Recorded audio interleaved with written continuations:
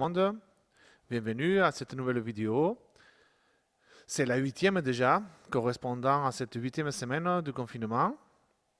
Même si vous savez qu'à partir de ce week-end, on a été déconfiné puisque les sont ouvertes, mais pour l'instant, les lycées n'ont pas la possibilité d'ouvrir. Donc, nous allons continuer notre suivi pédagogique à distance. Dans cette séance, nous allons travailler les innovations techniques pour notre classe de seconde en histoire, de géographie.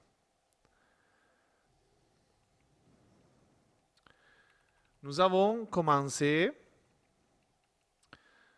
notre thème 4, dynamique et rupture dans la société du XVIIe et XVIIIe siècle.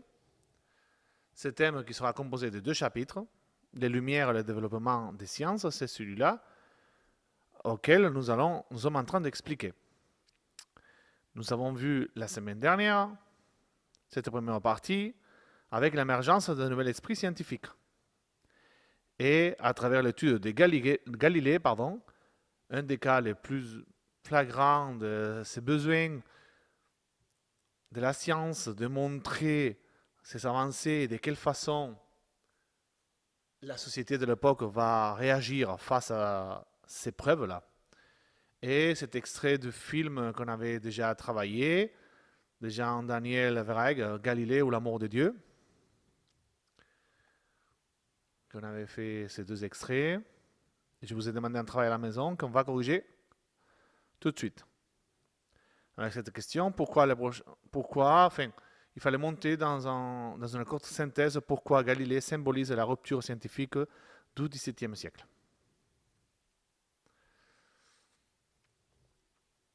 Cette deuxième séance, les innovations techniques, la problématique de cette séance sera pourquoi la machine de Newcomen est-elle une révolution technologique à l'origine de la révolution industrielle. Nous sommes déjà en train et nous allons parler de cette première révolution industrielle et comment elle va vraiment être une révolution puisque, comme son même nom nous dit, changera la réalité de l'époque d'une façon abrupte. C'est ça la définition de révolution, changement de la réalité de façon abrupte. Mais avant de répondre à cette question, je vous montre la proposition de correction pour le devoir maison. De quelle façon nous pouvons dire que Galilée a été ce personnage au centre de ces changements majeurs. Depuis l'Antiquité, les savants assurent que la Terre est ronde et qu'elle est immobile au centre du monde. La plupart des auteurs de l'Antiquité grecque et latine pensent que la planète tourne autour de la Terre. En 1543, Copernic fait l'hypothèse que le Soleil est immobile au centre du monde et que les planètes tournent autour de lui. Le système copernicien fait de plus en plus d'adeptes parmi les astronomes européens, malgré l'opposition des théologiens. L'Église catholique refuse d'admettre que la Terre ne soit pas le centre du monde car le modèle géocentrique s'accorde mieux avec le récit de la création tel qu'il figure dans la Bible. Galilée, astronome florentin, cherche pourtant à prouver que l'hypothèse héliocentrique est vraie. Toutes les observations inédites sont menées grâce à l'invention d'un nouvel instrument, la lunette astronomique, perfectionnée par Galilée lui-même. Mais en 1616, l'Église catholique, inquiète des succès de la nouvelle astronomie, surveille les travaux de Galilée. Sûr de ces hypothèses, Galilée poursuit toutefois ses recherches. Parce qu'il a rompu le silence imposé sur ces questions depuis 1616, Galilée est convoqué en juin 1633 devant le tribunal de l'Inquisition. On reproche aux savants d'avoir défendu une opinion hérétique, c'est-à-dire contraire à la foi catholique, puisqu'en opposition avec les textes bibliques. Le 22 juin 1633, Galilée est contraint d'abjurer l'héliocentrisme copernicien pour éviter la mort. Agenouillé devant les cardinaux inquisiteurs qui le jugent, les savants florentins, âgé de 70 ans et presque aveugle, doit renoncer publiquement et solennellement aux thèses coperniciennes qu'il sait pourtant être vrai. Le tribunal du Saint-Office les condamne à la résidence surveillée à Arcetri, près de Florence. L'Église sera la première garante de la réalité telle qu'on connaissait jusqu'à ce moment-là, puisque c'est une réalité qui convenait à ses intérêts, à leurs intérêts, évidemment. Mais ces changements, ces révolutions, ils vont aller au-delà de la pensée et au-delà de ce problème astronomique. Et avec la révolution industrielle, on va ouvrir une nouvelle porte. Je dirais plutôt qu'une porte, c'est vraiment, on va ouvrir le barrage parce que ça sera impossible d'arrêter cette avancée technologique et scientifique qui amènera par la suite, avec sa force et son élan, tout le reste des pensées et il va pouvoir aider ces genres de penseurs comme Galilée, mais bien sûr, presque un siècle après, à s'affirmer et à se consolider comme un changement et comme l'idée de changement qui est possible, qui est bénéfique et qu'on doit être obligé d'essayer de changer les choses. Nous continuons maintenant avec notre séance. Nous allons voir de quelle façon l'évolution de cette machine de Newcomen à celle de Watt sera une avancée majeure pour la révolution industrielle à venir et comment tous les restes d'ingénieurs vont utiliser ces découvertes pour vraiment faire un pas en avant considérable concernant la production et rentrer directement dans cette époque contemporaine, puisqu'on peut déjà dire que la révolution industrielle ouvre la porte à l'époque contemporaine, pas seulement à la Révolution française.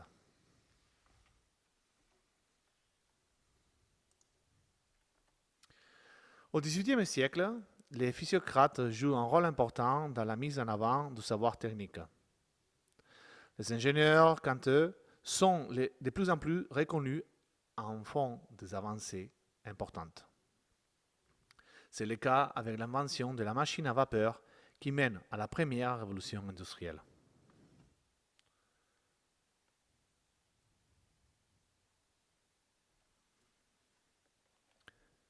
Au cours du XVIIIe siècle, les ingénieurs bénéficient d'une aura croissante.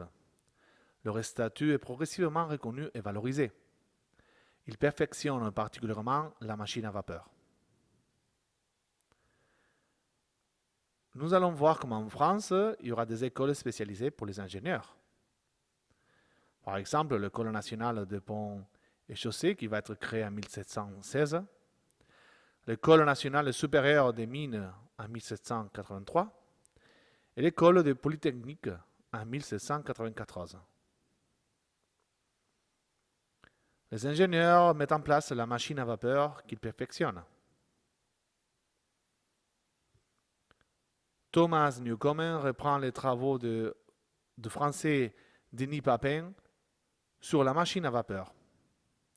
James Watt perfectionne encore les principes à la fin du siècle et permet ainsi l'utilisation des machines à vapeur dans le domaine des transports, par exemple les locomotives et les bateaux à vapeur, mais aussi dans l'industrie.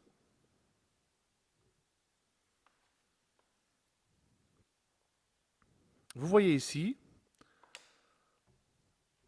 cette machine de Newcomen. Mais de quelle façon elle va être révolutionnaire? Et comment Watt pourra l'améliorer? Vous trouverez sur École Directe ces liens, un lien que vous amènera à une page web qui nous montrera et qui nous parlera du fonctionnement de cette machine.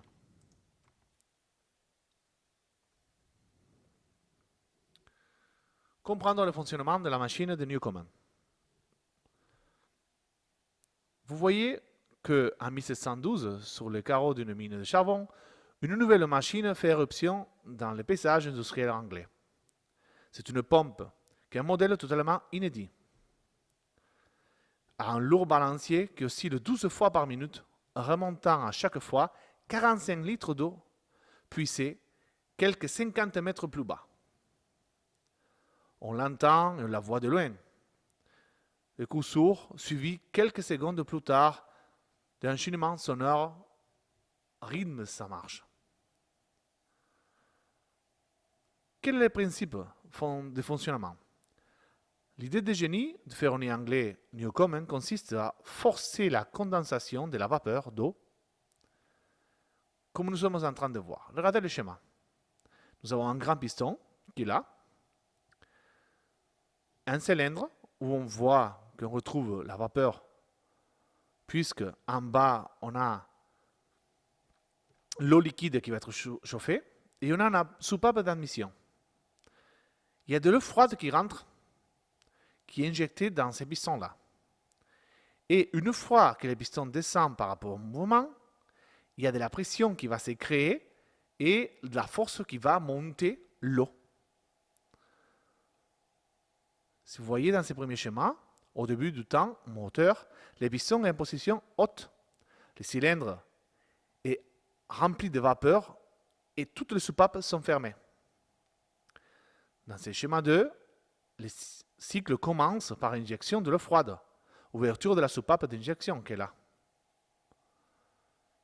Vous voyez ici comment elle est fermée. Là, elle est ouverte et il va rentrer l'eau.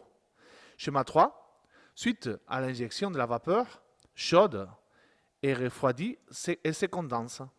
Elle passe d'état gazeux à état liquide. Cette eau liquide occupe alors un volume beaucoup plus petit que celui occupé par la même quantité de vapeur. Il se crée donc un vide sur le piston. La pression atmosphérique peut s'exercer. Elle pousse le piston vers le bas. C'est le vide qui fait que le piston peut descendre. Ce mouvement entraîne le balancier de la pompe, puisque une fois qu'il y a le vide, le balancier il fait et ça monte l'eau qui est en bas. Le quatrième schéma que vous voyez ici, le temps de remise aux conditions initiales commence par l'ouverture de la soupape d'admission, qu'elle est là. Ici. Il fait rentrer la vapeur, parce qu'en étant chaude, la vapeur monte et il rentre dans le cylindre. Tiré vers le haut par les poids de la pompe d'exoré, les pistons remontent tout en aspirant la vapeur de la chaudière dans les cylindres. Quand le piston est en haut, l'admission se poursuit jusqu'à ce que l'eau de condensation ainsi que l'air éventuellement présent soit chassé par une soupape alors ouverte. Cette eau descend à travers les tuyaux qui est représenté par les dessins. C'est très intéressant de quelle façon on va arriver à tirer la pompe, on va arriver à faire ces vides pour faire manipuler les balanciers.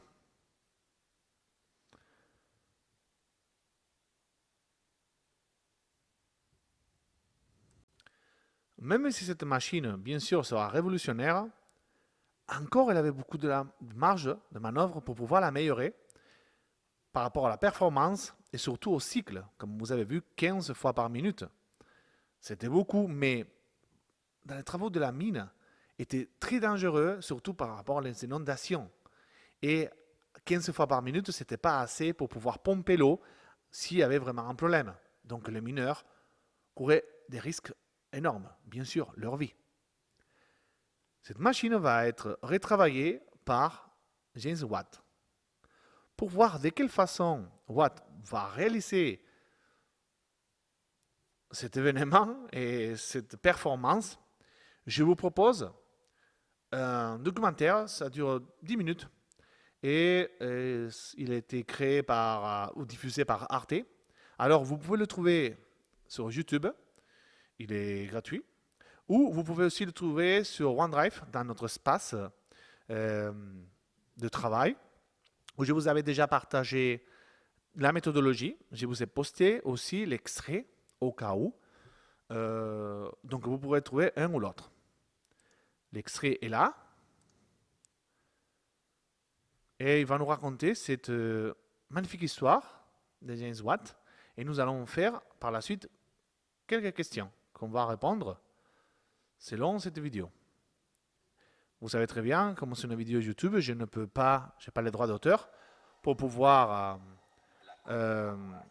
montrer la vidéo entière, donc je vous donne le temps, je vous donne la possibilité de le revoir tranquillement. Et une fois que vous avez vu et travaillé cette vidéo très intéressante, nous allons répondre les questions suivantes. La première, en quoi la machine de James Watt est une innovation majeure? Et la deuxième, pourquoi peut-on parler du début de la révolution industrielle? Allez-y, prenez votre temps, regardez la vidéo et on se retrouve par la suite dans la vidéo pour commenter et continuer notre séance. Une fois que vous avez vu ces documentaires, nous pouvons répondre à ces deux questions. En quoi cette machine de Watt est une innovation majeure?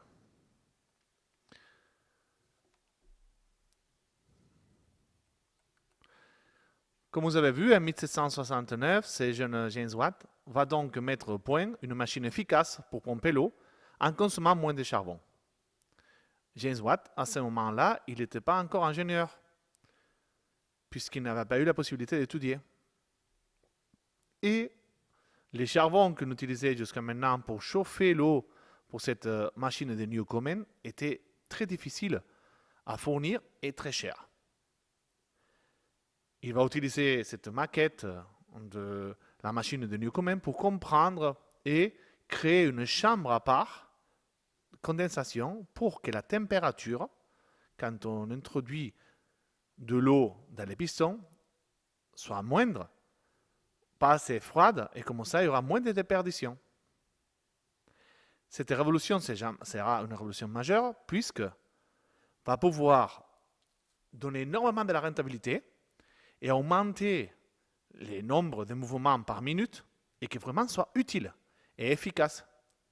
De cette façon, James Watt deviendra riche et il pourra vendre des centaines de machines. Mais pourquoi nous pouvons dire que ça sera le début de la révolution industrielle? Parce que cette création de cette machine de James Watt ne restera pas seulement pour pouvoir pomper l'eau des mines. Elle va être implémentée dans de nombreux systèmes, comme par exemple, un des plus importants, la production de toiles. Pouvoir créer cette révolution fera que l'Angleterre sera le premier pays producteur au niveau textile du monde, puisque était capable de produire plus rapidement, plus économiquement et plus efficacement. On rentre dans cette idée de révolution industrielle, enfin. Mais pas seulement dans le niveau textile, sinon comme vous savez aussi dans les films, on pourra l'implémenter au niveau de transport. Même si au début, il n'y en avait pas encore trop de voies, mais il n'y a pas de doute que l'Angleterre, elle est faite géographiquement parlant pour pouvoir profiter de cette évolution. Et nous pouvons donc parler dès le début de la révolution industrielle.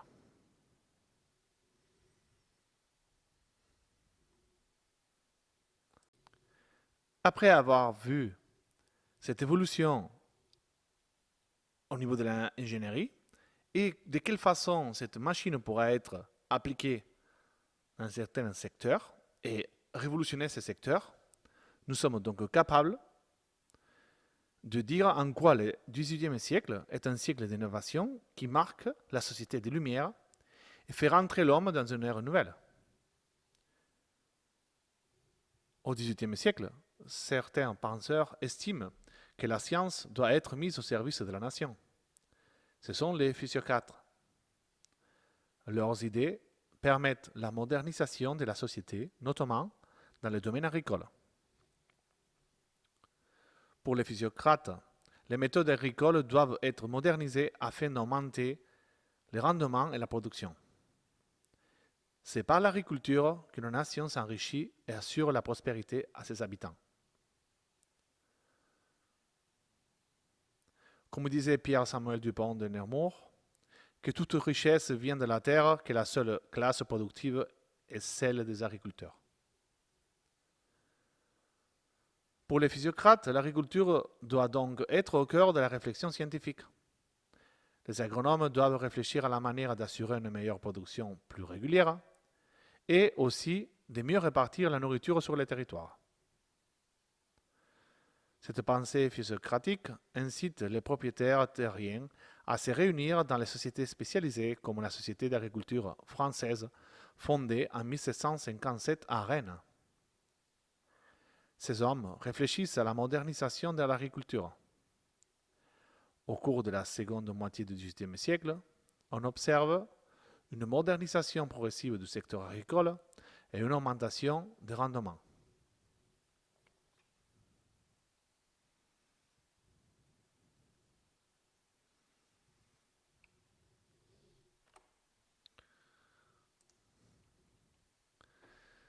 Ces savants des Lumières se détournent de plus en plus des sciences pures pour se consacrer aux recherches utiles. En Angleterre, les découvertes pratiques sont à l'origine de la révolution industrielle. La révolution industrielle est une période de transformation profonde des manières de produire. C'est le passage d'un mode de production artisanale à un mode de production industrielle de grande échelle. Les évolutions techniques et l'invention de la machine à vapeur sont au cœur de la première révolution industrielle. Cette révolution permet la mécanisation et l'essor des secteurs textiles et sidérurgiques. La révolution industrielle permet au continent européen de se transformer profondément. Progressivement, les pays européens basculent d'un modèle de société essentiellement rural et paysan à un modèle plus urbain, commercial et industriel. Les modes de production évoluant, les modalités de travail changent et les rapports socio-économiques seront aussi transformés. Vous avez vu comment une petite pierre sur le chemin va déclencher un changement majeur de notre époque, de notre ère. Si bien l'Angleterre, on l'analyse car, comme je vous avais dit, géographiquement parlant, et avait toutes les chances pour pouvoir être au centre de cette révolution, parce que par exemple, il n'y a aucun point de l'intérieur de l'Angleterre qui est plus loin de 100 km de la côte, pour pouvoir exploiter les mines et pouvoir aussi créer des ports pour exporter énormément. Cette possibilité d'appuyer à la création des ingénieurs et aussi cette originalité sera au cœur de la première révolution industrielle. La machine à vapeur, comme nous avons vu, sera le premier échelon à monter, mais ça ne sera pas le dernier. Puisque nous parlons déjà de notre 4e révolution industrielle, même la 5e, qu'on vit aujourd'hui, la nouvelle ère, avec le numérique. Merci beaucoup à tout le monde d'avoir suivi cette vidéo. J'espère que vous avez aimé. Nous nous retrouverons la semaine prochaine pour notre nouvelle vidéo. Et pour finir ce chapitre, je pense que on le finit ou il y en a deux. Enfin, désolé, mais je ne suis pas encore sûr. Ça dépendra de comment on va créer, de comment je vais créer la prochaine séance. Mais en tout cas, pour continuer nos cours d'histoire. Passez une bonne semaine. On se retrouve la semaine prochaine. Au revoir à tout le monde.